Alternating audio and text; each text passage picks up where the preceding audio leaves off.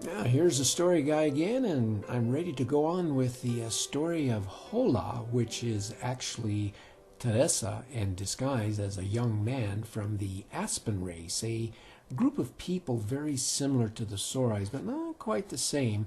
And they live up in the Great Snow Mountains, which is maybe 100 or more miles northwest of the Valle Bajo.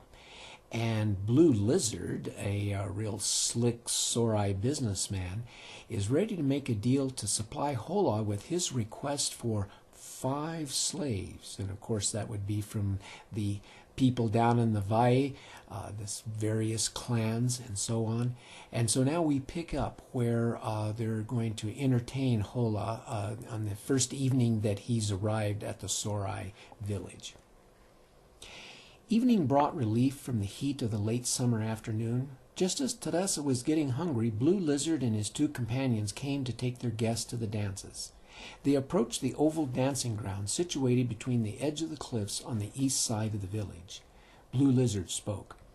"You'll be glad to know that on this very moment 2 Sorai raiding parties are in the Valle Bajo on the lookout for suitable candidates to fill your needs. Ah, here we are. The Water Moccasin family girls with the Gourd family musicians are ready to entertain you." They sat in places of honor on the first of 10 rows of adobe seats, now filled with about 4 dozen Sorais. The seats curved along the long west side of the dancing oval. Flickering firelights were jewels in a vast blue bowl of the valley, highlighted by the floating pearl of the moon casting its light on the river and distant mountains to the east. Scattered slivers of clouds drifted in a sky still empty of stars. The low-pitched horns of the Sorai Gourd family announced the dance.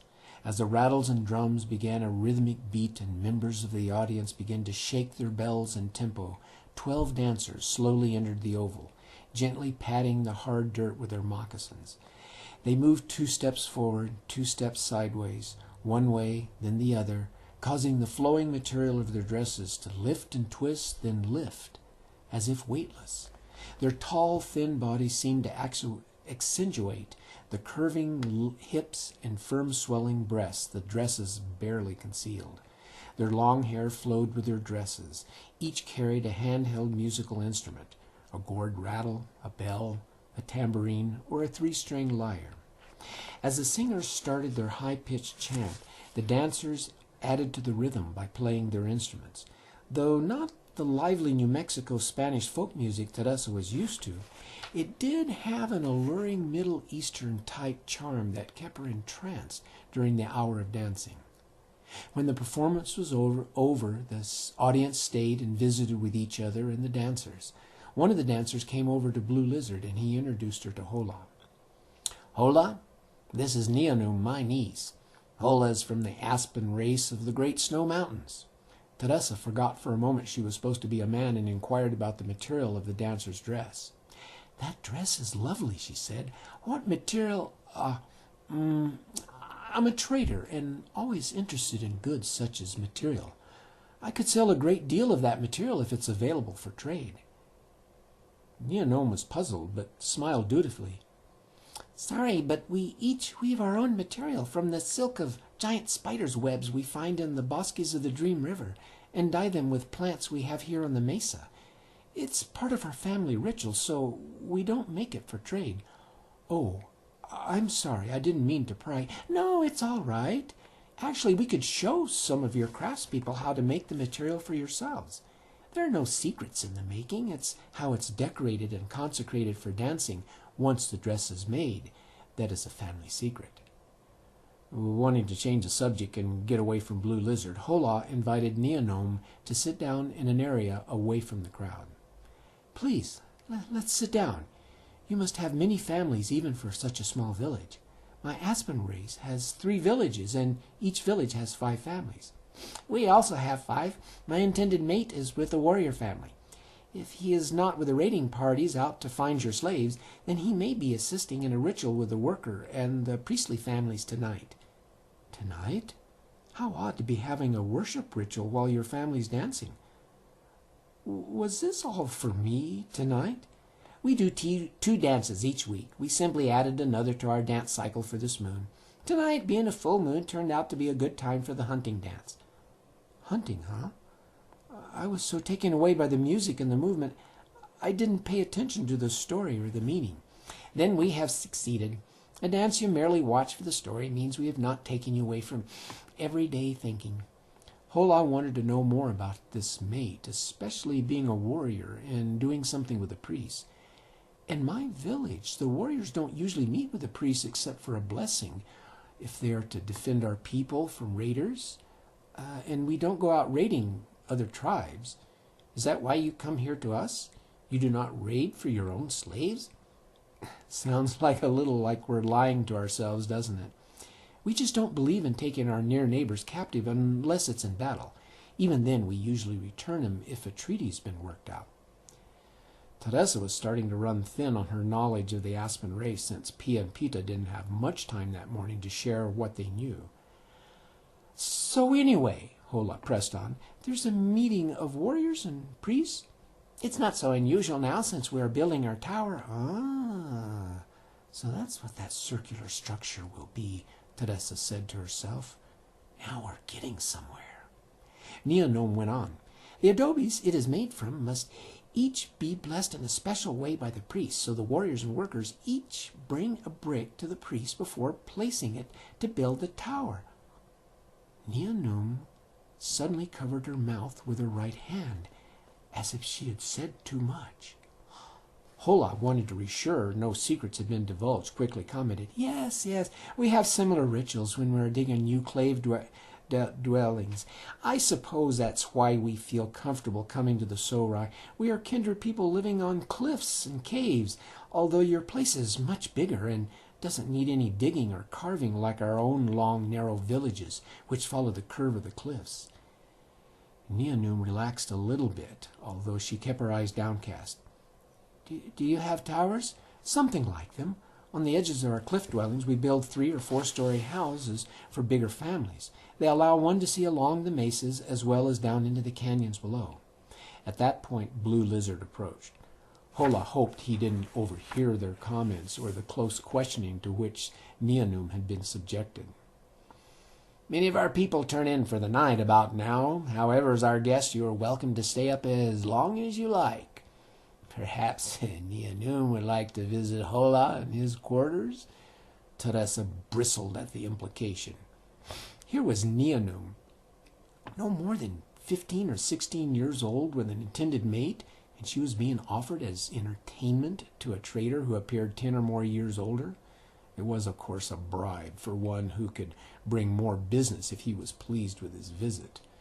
Repressing her anger and getting back into character, Hola stood and stretched widely. Thank you. Neonome has been most kind, but I'm still tired from being on the trail these past several days. Thanks, Blue Lizard, for everything. I'll see you in the morning, when I hope you'll have something to show me. Hola scrutinized Blue Lizard's face closely for a sign of insult in turning down his offer. But she could detect no offense. Yes, indeed. Be ready for the best breakfast in the Valle. First thing. Hola turned to a relieved-looking Neonome and took her hand. Wondering if it would be too odd, Hola bent and almost kissed her hand, then turned to shake Blue Lizard's vigorously. It was obvious the Sorai weren't used to friendly touching, but they forced smiles and endured it. A prospective lucrative business deal apparently trumped their squeamishness. On her comfortable sleeping pad, Teresa reviewed what she had learned about the tower. She was pleased. Something big was involved with the building of the tower if they had warriors working with common workers. Now, if she could find out why the people living on high cliffs felt they needed a few more feet of elevation to see what was going on in the valley. The next morning, a wonderful hot breakfast of meat pies fried in thick batter greeted Hola while he was still wrapped in the soft linens of the sleeping pad. Blue Lizard proudly led him to the plaza where 5 slave cages were occupied by the young men of the Valle who had volunteered for this humiliation. They looked rather worn out and depressed, which may have not been too far from their real feelings. Well, what do you think? Blue Lizard gestured grandly. If his ego had not blinded his way of thinking, he might have realized this perfect filling of Hola's order was just a little too convenient. This couldn't be better, Hola said after looking over the slaves carefully. Two of them were known to Teresa, but no sign of recognition passed between them. Let's go to the guest house. I can pay you now. Not wanting to be too easy and inexperienced, since he had already revealed too much by showing them everything he had brought for trading, Hola offered about 2/3 of the goods he had had in trade for the slaves. Blue Lizard made a show of being disappointed. My friend, we have outdone ourselves filling your order. This takes 2 or 3 days most times, but you have your 5 slaves as requested the very next morning. What are you going to do with the rest of your goods? Carry them back to the Aspen village? Well, I was hoping to pick up some squash and beans down in the valley. With 5 slaves from among the people of the Valle coming along with you? Blue Lizard thundered. The Valle people may not be fools, but they're not that stupid. Blue Lizard seemed to have forgotten his diplomatic skills. I'd hoped to leave the slaves here while I was ready to return and for the mountains. That means we'll have to feed them and clean their cages. That will cost extra. Blue Lizard shrugged and shook his head disapprovingly. Even then, the Valle people will know you have them here as slaves. Word travels fast, even from the mesa down to the valley. Oh, sure, thought Teresa. That's why we know so much about this tower you're building. I don't think they'll realize I have their missing men here, unless, of course, you have some squash and beans of your own to trade. Getting himself back to normal, Blue Lizard tried to look like a kindly older brother, trying to be patient with his foolish younger brother. Friend, our mesa is small. We are not farmers. We are warriors and priests. Our food is adequate for our needs, but we have no extra for trade. Are you saying I'm not offering enough for the slaves? Blue Lizard was taken back by this bluntness. Well, as I said, we have filled your order. The valley people are a troublesome lot, but you'll find these slaves to be fairly cooperative. No chance of them escaping. They wouldn't know where home is from such a far-off distance if you blindfold them. We will provide you enough food to feed them on your trip back home, even though you aren't offering more in trade. Blue Lizard sighed with exaggerated indecisiveness. I'm afraid we aren't very crafty in doing business. He jangled his bells in such a way to accent his so-called ineptness. Hola decided this was enough. Blue Lizard may ramble on like this for days at this rate. Okay, I will offer more, but I must keep enough for trading with fellow mountain tribes on the way back for my own personal needs. I will add more ground chili and pottery. That's it. I'm out of goods except for my own needs. Blue Lizard smiled, the smile of one who has gotten the last delicious piece of fried pie in the pan with all the scrapings left over. We have enjoyed doing business with you. You must come back. I will share with you all the additional items we have for trade. What the hell, I'll throw in a few samples you can show your chief. Please, let us feed you lunch before you leave. My men will prepare the slave cages for you. With that, the deal was settled. Several hours passed before Teresa had her beasts of burden pull the cages off the main trail and head back down the narrow part of the valley to the north. At this point, the Sorais, who followed along at a discreet distance, had turned back, so no unfriendly eyes would see the transformation of Hola to Teresa as her long black hair came down upon her shoulders, nor would they see the slaves happily escape their cages to enjoy the fresh air of freedom. Back at Peralta Steeples, Teresa with her sisters, Pia and Pita, tried to sort out what little she had learned about the Tower of Il Serrohe. And that'll do it for now. We'll continue next time with Chapter 35. See you then. Bye.